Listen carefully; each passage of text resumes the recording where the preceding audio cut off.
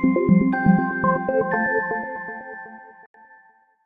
guys, it's Ameriie. Today I want to share with you 5 books that I feel changed my life, and they are books that I hope will change your life for the better, enhance your life, provide a lot of positivity, and provide a lot of grounding. The 4 Agreements by Don Miguel Ruiz. It's really about wisdom. That's really what it is, being wise in your life and understanding yourself. It's quite slim and he only has 4 agreements, but I'll share them with you here so you understand where he's coming from. Be impeccable with your word. Speak with integrity, say only what you mean, avoid using the word to speak against yourself or to gossip with others. Use the power of your word in the direction of truth and love. Don't take anything personally. I think this is a really great one because it's so easy to take things personally when you're just going out in the world and you're interacting with other people. For instance, you may see someone and they're having a bad day. Let's just say you buy something at a grocery store and someone's kind of rude, or you go somewhere else and someone's rude to you.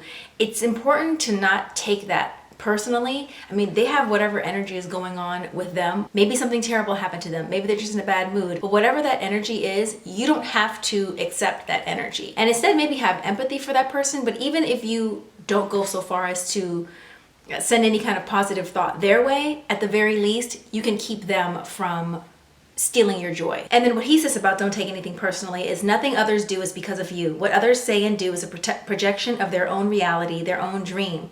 When you are immune to the opinions and actions of others, you won't be the victim of needless suffering. The 3rd agreement is don't make assumptions. Find the courage to ask questions and to express what you really want, to communicate with others as clearly as you can, to avoid misunderstandings, sadness, and drama.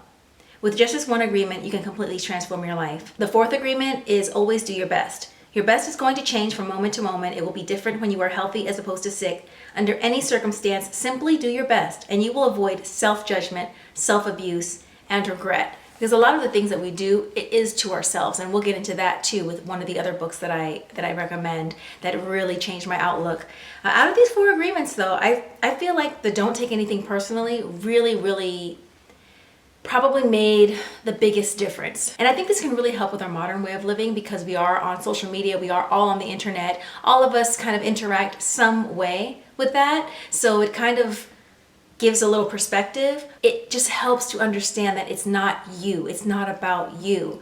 And you don't have to receive that energy. That to me is like the biggest thing that I got from the 4 agreements. I recommend this book so much. Deepak Chopra's The 7 Spiritual Laws of Success, a practical guide to the fulfillment of your dreams. It's kind of tattered because I used to travel with this. Anytime I would travel, I would take it with me. So it's kind of ripped, torn, everything. But now I feel like I've kind of internalized a lot of it, so I don't travel with it, but it's fantastic and I highly recommend this one. I'll just give you the 7 spiritual laws. The law of pure potentiality, the law of giving, the law of karma or cause and effect, the law of least effort, the law of intention and desire, the law of detachment, the law of dharma or purpose in life. I've read this so many times because some of it was really hard to get. Like, for instance, the law of least effort, that one I kind of understood. You know how everyone's always saying you gotta work really hard. I mean, I have a song, gotta work, gotta work hard for it.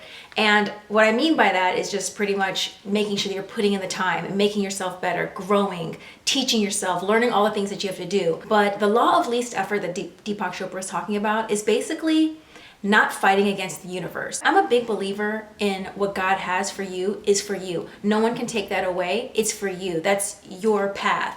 Now, I don't mean God in necessarily the Christian sense because I'm not Christian. I was raised Christian, but I am more spiritual. I'm not religious, but I do believe in a higher power. So I feel like you can tell sometimes when you're just kind of like, where you just feel like you're on the right path, you've taken the right steps, you've prepared yourself, doors are opening, a window is cracking. That's why I like to say ride the wave. You want to ride the wave. You don't necessarily know everything that's going to happen. You can have a 5-year plan, but you want to leave room for the unexpected and the unknown because the unknown is scary. Though the unknown may be scary because you don't know the bad things that can happen, the unknown is amazing because you also don't know all the amazing surprises that are in store for you. So the law of least effort is basically not fighting against the universe, not fighting against what's happening, accepting whatever's happening around you. It may not be the thing that you like, but accepting that it's happening and then like moving forward. This book is so small, but there are such major revelations in this book, and it can apply to anyone regardless of religion,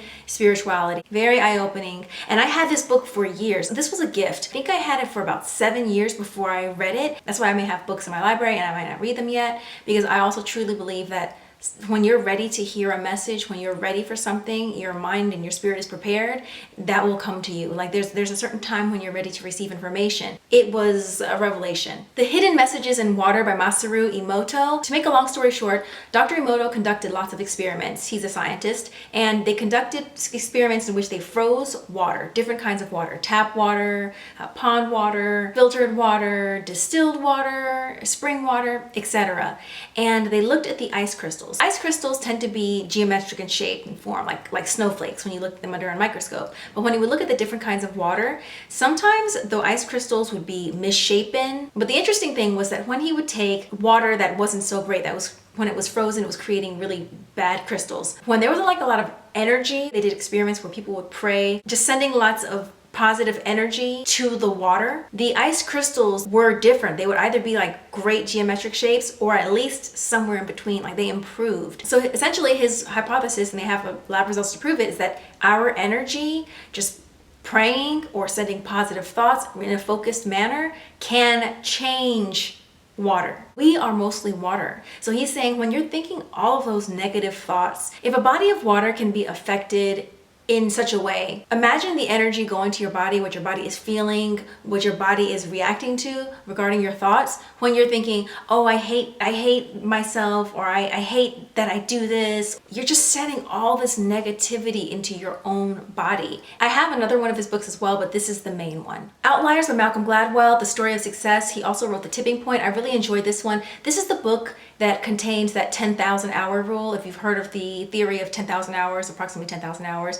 that for anyone to master anything, they've put 10,000 hours into it. And of course, you know, mastery is relative because we never really master anything. We just continue, or we should continue to grow in everything that we do. Very interesting. I've also read The Tipping Point, but I haven't read The Dog at Midnight or What the Dog Saw. I have yet to read that one. And another must-have, Eckhart Tolle's A New Earth, Awakening to Your Life's Purpose. This book looks quite new because I haven't had it as long as the original one, which I gave to someone. I was on a plane going to South Africa, and I just got into this conversation with this woman who was going through a lot of stuff with her family, her daughter, all this familial drama she was going through. And I had this book, and I was either finished with it or almost finished with it, but I just found it so enlightening, and it really shifted a lot of perspective for me. And I just felt like I needed to give this to her. Like I was on this plane with her, we were having this conversation, and I was supposed to give her this book. It really helps you recognize yourself from your ego. He covers so many amazing things, of relationship with parents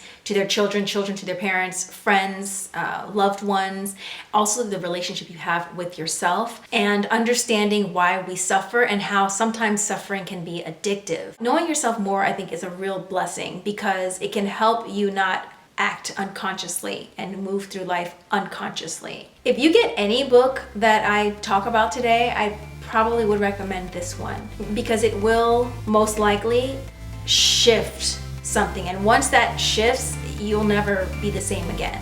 So those are the 5 books that changed my life and continue to enhance my life. I hope that they will somehow benefit you as well. Check them out if you're interested. If you like this video, please don't forget to like the video. Please share the video. There are so many people who might find something out of these books. And don't forget to subscribe if you haven't already. Until next time, I'll see you later. Bye.